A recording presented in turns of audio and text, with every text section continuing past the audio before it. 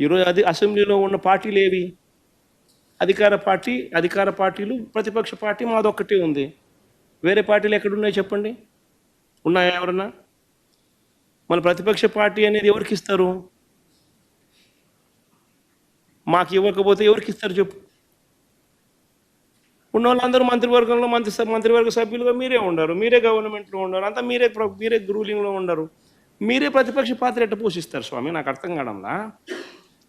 అధికార పార్టీ మీదే, ప్రతిపక్ష పార్టీ మీదే, డబుల్ యాక్షన్ ఇదేమన్నా? హీరో నువ్వే.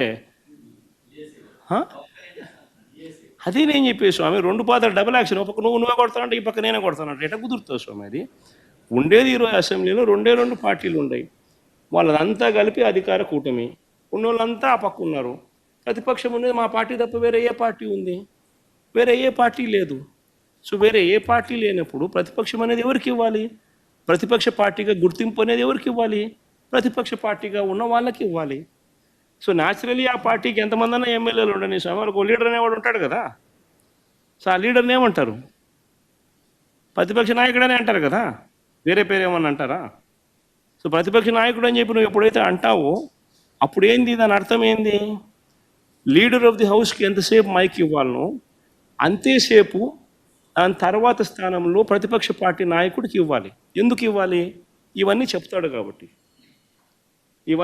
ఇవన్నీ అవతల ప్రతిపక్ష పార్టీ చెప్పినప్పుడు నువ్వు రిపేర్ చేసుకోవాలి కాబట్టి. అది గవర్నమెంట్ చేయాల్సిన డ్యూటీ కాబట్టి, పని కాబట్టి. కానీ ఇక్కడ ఏం జరుగుతూ ఉంది? నేను చెప్పనివ్వను, నేను ఎవరి స్వరము విననివ్వను, నీకు 5 నిమిషాల కన్నా ఎక్కువ మైక్ ఇవ్వను అని నువ్వే డిక్టములు పాస్ చేస్తూ ఉంటే ఏ రకంగా అసెంబ్లీలో ప్రతిపక్షం అన్నది మాట్లాడగలుగుతుంది, స్వరం ఇవ్వగలుగుతుంది? ఇప్పుడు మీరే అన్నారు 1.5-2 గంటలు పట్టింది సార్ అని.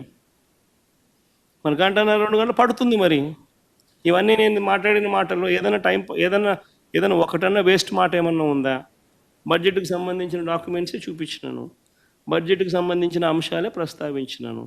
మరి టైం పడుతుంది. మరి ఇంక పట్టకపోయినట్టుంటుంది చెప్పు. మరి వినాలా? అవతలోనికి మైక్ ఇస్తేనే కదా నువ్వు అవతలోడు చెప్పగలుగుతాడు. సార్ మీకు ప్రతిపక్ష హోదా అంశానికి సంబంధించి పవన్ కళ్యాణ్ గారు ఒక కామెంట్ చేశారు. వైఎస్ఆర్ కాంగ్రెస్ పార్టీకి వచ్చినటువంటి ఓట్ల శాతాన్ని, సీట్ల శాతాన్ని బట్టి చూస్తే జర్మనీలో అయితేనే వస్తుంది, ఇక్కడ రాదు, ఇక్కడ 5 ఏళ్ళు రావడం కష్టం అని ఒక విమర్శ చేశారు సార్. ఆ మనిషి కార్పొరేటర్కి ఎక్కువ, ఎమ్మెల్యేకి తక్కువ. జీవితకాలంలో ఇప్పుడు ఎమ్మెల్యే ఒకసారి అయినాడయ్యా. అహంకారానికి ప్యాంటు షర్ట్ వేస్తే అచ్చు జగన్మోహన్ రెడ్డి గారి లాగా ఉంటుంది. జగన్మోహన్ రెడ్డి గారు బాగా ఫ్రస్ట్రేషన్లో ఉన్నారని నాకు అర్థమైంది. అధికారంలో ఉన్నప్పుడు దౌర్జన్యాలు, ఇంకో పక్కన అవినీతి అడ్డగోలుగా వ్యవహరించారు. ప్రతిపక్షానికి వచ్చిన తర్వాత ఈరోజు నీతులు విలువల గురించి మారుతూ నిజంగానే చాలా చాలా ఆశ్చర్యం ఉంది. జగన్మోహన్ రెడ్డి గారిలో మేమందరం కోరుకునేది ఏంటంటే ఒక ముఖ్యమంత్రిగా పనిచేసిన వ్యక్తి ఉందాతనంగా మాట్లాడతారు, వాస్తవాల దగ్గరగా మాట్లాడతారు, ఒక వ్యక్తిని కించపరిచే విధంగా కించపరుచుకునే విధంగా మాట్లాడతారని అనుకున్నాం. కానీ ఇదంతా చూసిన తర్వాత ఇందులో ఆయనకి ఏమీ లేవు, ఏది రాదని నాకు అర్థమైంది. అధికారంలో ఉన్నప్పుడు ప్రజల్ని కలవలేదు, ప్రతిపక్షానికి వచ్చిన తర్వాత హౌస్కి రారు. అంటే ఎప్పుడు దూరంగా బతకాలని కోరుకునే వ్యక్తి జగన్మోహన్ రెడ్డి గారు. ముఖ్యమంత్రి పదవి కోసం సొంత తండ్రి శవాన్ని పక్కన పెట్టుకుని ఆనాడు సంతకాలు సేకరణ చేసిన వ్యక్తి జగన్మోహన్ రెడ్డి గారు. 2019 ఎన్నికల్లో సొంత బాబాయిని లేపేసి మేమేదో చేశామన్న నింద మా పైన వేసిన వ్యక్తి జగన్మోహన్ రెడ్డి గారు. ఇంతేకాకుండా ఈరోజు ప్రభుత్వం పైన, బడ్జెట్ పైన, గౌరవ ఉప ముఖ్యమంత్రి గారి పైన మాట్లాడి చూస్తే నిజంగానే నాకు చాలా ఆశ్చర్యం వేస్తుంది. పరదాల ప్రభుత్వం ఈరోజు పోయింది. అదేవిధంగా బూతులు తిట్టే శాసనసభ్యులు కూడా పోయారు. ఎప్పుడు లేని విధంగా ప్రజల కోరిక మేరకు ప్రజలకు ఏదైతే అవసరం ఉందో అది ఈరోజు బడ్జెట్లో మేము పెట్టుకుంటాం జరిగింది. ఎన్నికల ముందల వై నాట్ 175 అని పదే పదే చెప్పిన వ్యక్తి ప్రజలు 11 స్థానాలు ఇచ్చారు. ప్రజలే మీకు ప్రతిపక్ష హోదా ఇవ్వకూడదని నిర్ణయించుకున్నారు. అది ఆయన ఇప్పుడు కూడా తెలుసుకోకుండా నిన్న చెప్పా వన్డే ముఖ్యమంత్రి కరెక్ట్గా హౌస్ ప్రారంభమయ్యే రోజు మొదటి రోజు వస్తారు, నాకు ప్రత్యేక హోదా క్షమించండి నాకు ప్రతిపక్ష నేత హోదా ఇవ్వాలి అని కోరుకుంటాడు, వెళ్ళిపోతాడు. మళ్ళీ ఎప్పుడు ఆయన కంపడు. అలాంటి పరిస్థితి మనందరం చూస్తున్నాం.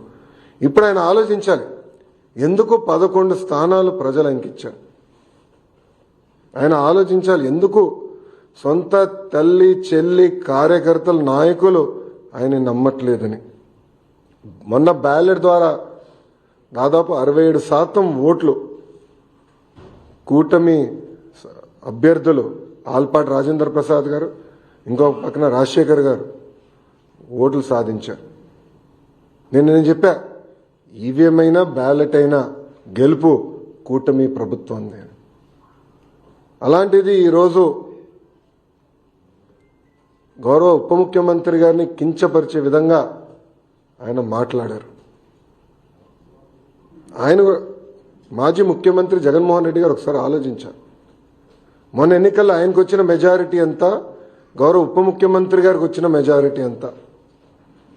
మొన్న జరిగిన ఎన్నికల్లో వైకాపాకి ఎన్ని సీట్లు వచ్చినాయి, జనసేన పార్టీకి ఎన్ని సీట్లు వచ్చినాయో ఆయన ఒకసారి ఆలోచించాలి.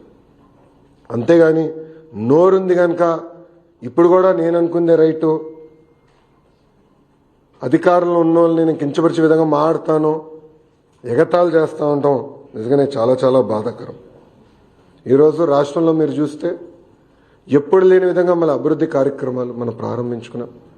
ఎప్పుడు రాని విధంగా ఈరోజు పెద్ద ఎత్తున ఆంధ్ర రాష్ట్రానికి పెట్టుబడులు వస్తున్నాయి.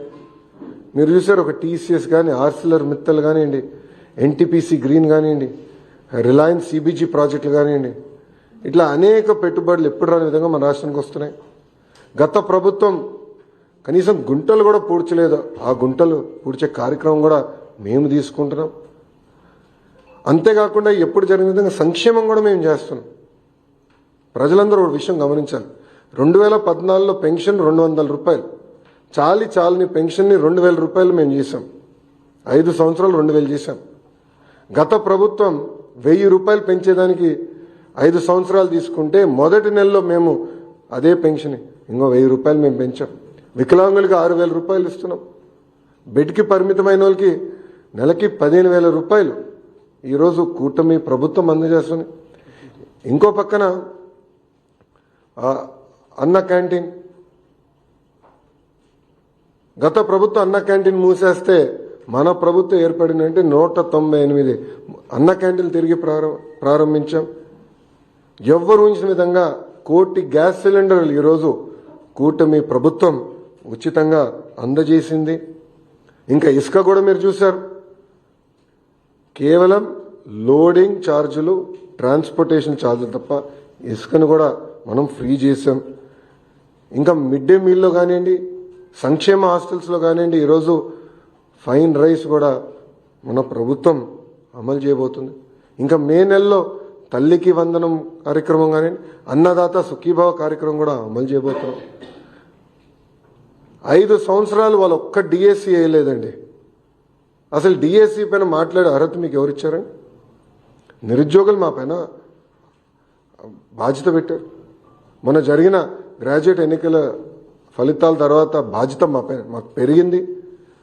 అందుకే మేము చాలా స్పష్టంగా చెప్పా, 1 మ్యాన్ కమిషన్ రిపోర్ట్ వచ్చిన వెంటనే డిఎస్సి ప్రక్రియ ప్రారంభిస్తాం. ఇప్పటికీ టెట్ పూర్తి చేశామని చెప్పి అది కూడా ఈ నెలలోనే చేస్తామని కూడా నేను నిరుద్యోగులకు హామీ ఇచ్చాను. సో ఇట్లా ఇచ్చిన ప్రతి హామీ మేము ఒక పద్ధతి ప్రకారం నిలబెట్టుకుంటుంది కూటమి ప్రభుత్వం.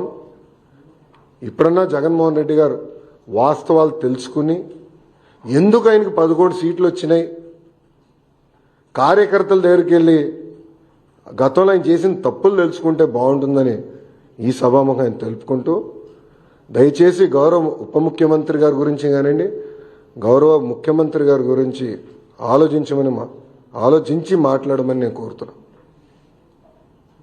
ఈరోజు ప్రజలు వాళ్ళని గెలిపించారు.